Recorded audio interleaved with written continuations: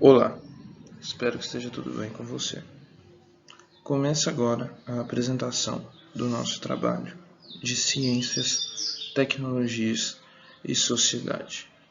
Nosso grupo é composto pelos seguintes membros: Luciane da Silva, Luiz Henrique Albino, Márcio Cruz Júnior, Mariana Maciel e Ed Cleofrani. Eu sou Márcio Cruz Júnior e serei o narrador deste trabalho. Essas perguntas serviram como estrutura para o nosso trabalho. Conectar-se é algo simples e rotineiro em nossas vidas. Então, vamos começar do começo. Como uma mensagem se propaga de um ponto a outro pela internet. Quando temos dois computadores conectados, nós temos uma network. Quando temos mais computadores que precisam se comunicar, nós temos então uma internetwork.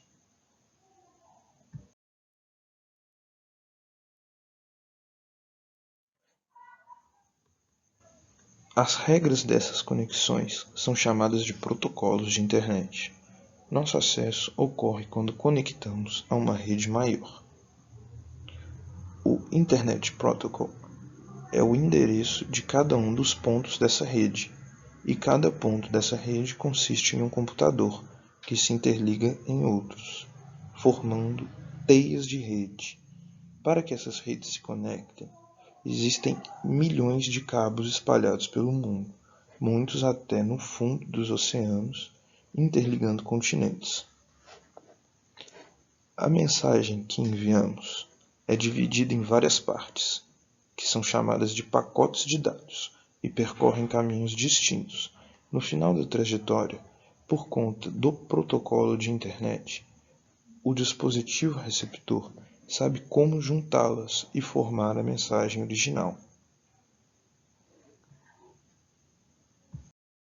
Backbone é o setor que interliga todos os pontos de rede. Esses pontos compõem o núcleo da rede. Esses distribuem pelas redes as informações baseadas na arquitetura TCP/IP. Após o backbone, passa-se uma nova etapa, momento ao qual o sinal chega aos provedores de acesso. Esses são em geral empresas do setor de telecomunicações, ou até mesmo as companhias que fornecem o acesso à internet por meio de seus planos de serviços. Esses dados necessitam de um meio para o seu transporte até os usuários, e são as empresas provedoras as responsáveis por esse papel. Recebem os dados do provedor de acesso e distribuem aos usuários por vários meios, seja por linha telefônica, fibra ótica ou até mesmo por rádio, a tecnologia sem fio. O usuário final. Ao chegar ao usuário final, o sinal de rede repete todo o caminho, porém na forma inversa. Os dados enviados são transportados pelo provedor de serviço, enviados para o provedor de acesso e chegam novamente ao backbone. A partir do backbone, o processo segue novamente o mesmo caminho inicial até o próximo destino. Nem sempre a propagação de uma mensagem na internet funciona como citado acima. Existem outros serviços que não seguem exatamente esse mesmo caminho, como por exemplo a telefonia VoIP, Voice over IP, e o compartilhamento de arquivos peer-to-peer, o P2P.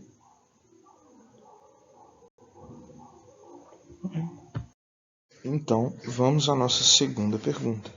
Como os sistemas de hardware sabem onde devem entregar uma mensagem? Você já deve ter visto a palavra driver em muitos lugares, porém nunca soube o que eles realmente são, para que servem e qual a mágica deles.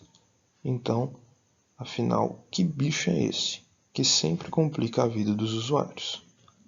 Definido de uma forma simples, o driver é um pequeno arquivo que conecta o sistema operacional diretamente com os componentes de hardware da máquina. Por exemplo, se você tem uma placa de vídeo instalada em seu computador, ela precisa se entender com o sistema operacional para que possa receber as instruções e processar tudo corretamente. E é justamente o papel do driver. é uma ponte entre os dois. O driver dá instruções ao sistema operacional de como o componente físico se comporta e de qual forma o sistema deve trabalhar em conjunto para fornecer os melhores resultados e atender às necessidades dele. Então, vamos falar um pouquinho a respeito de drivers básicos. Se você parar para analisar, o sistema operacional Windows consegue fazer alguns componentes de hardware funcionar, mesmo que de maneira simples, sem instalar qualquer tipo de driver. Na verdade, ele consegue essa façanha graças aos drivers básicos, que nada mais são do que drivers comuns a qualquer placa. Por exemplo, o driver básico, também conhecido como genérico ou padrão de vídeo, tem instruções pré-estabelecidas que definem que qualquer placa de vídeo suporta reproduzir imagens numa resolução de 640 por 480 e consegue reproduzir pelo menos 16 cores. Sendo assim, antes da instalação de um driver mais avançado, o Windows consegue gerenciar esse hardware e fazer ele trabalhar nessa especificação. Cada sistema operacional usa drivers diferentes, e é aí que mora o problema, pois os fabricantes raramente criam um arquivo universal para todos os sistemas. Quem acaba tendo o trabalho de ficar procurando pelos drivers é o usuário, e o maior incômodo é quando não se encontram os diferentes drivers na página do fabricante. Esses problemas, que geralmente ocorrem devido à incompatibilidade dos sistemas operacionais, são mais comuns no Windows, pois um driver para o Windows 2000 em geral será diferente do driver do XP ou do 10. Já em Linux, o processo é bem diferente, por se tratar de um sistema de código aberto.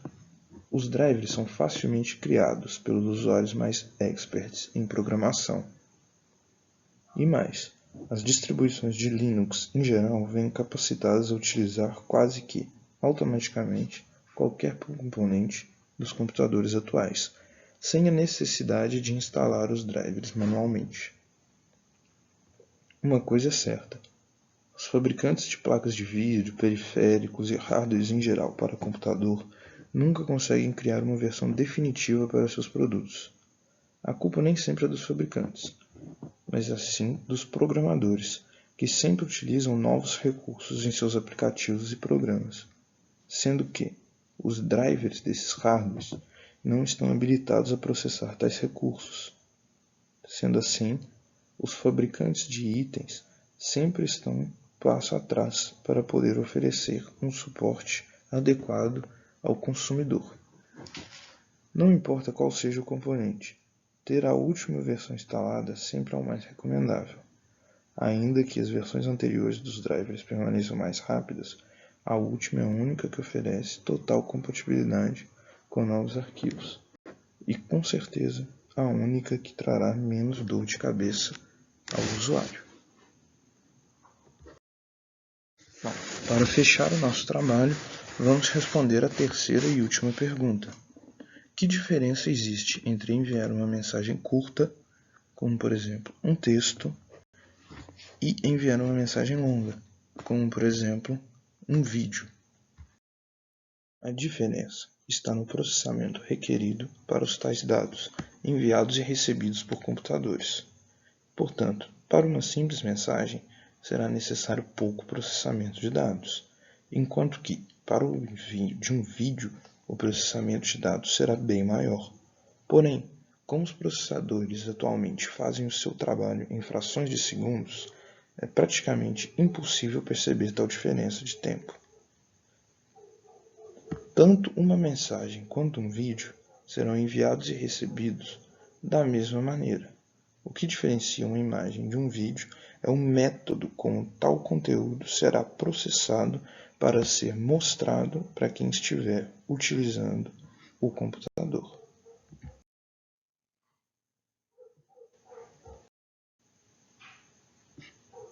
O computador, através de seu CPU, fará a interpretação dos dados recebidos e os transformará no conteúdo ao qual for objetivado.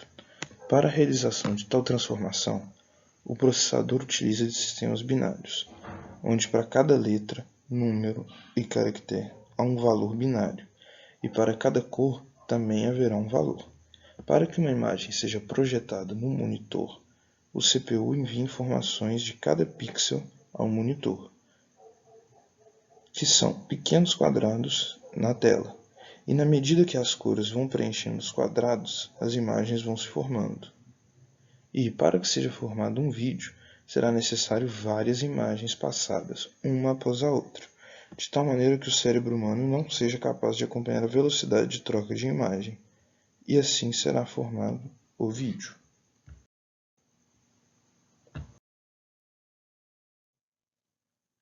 Aqui nós terminamos o nosso trabalho.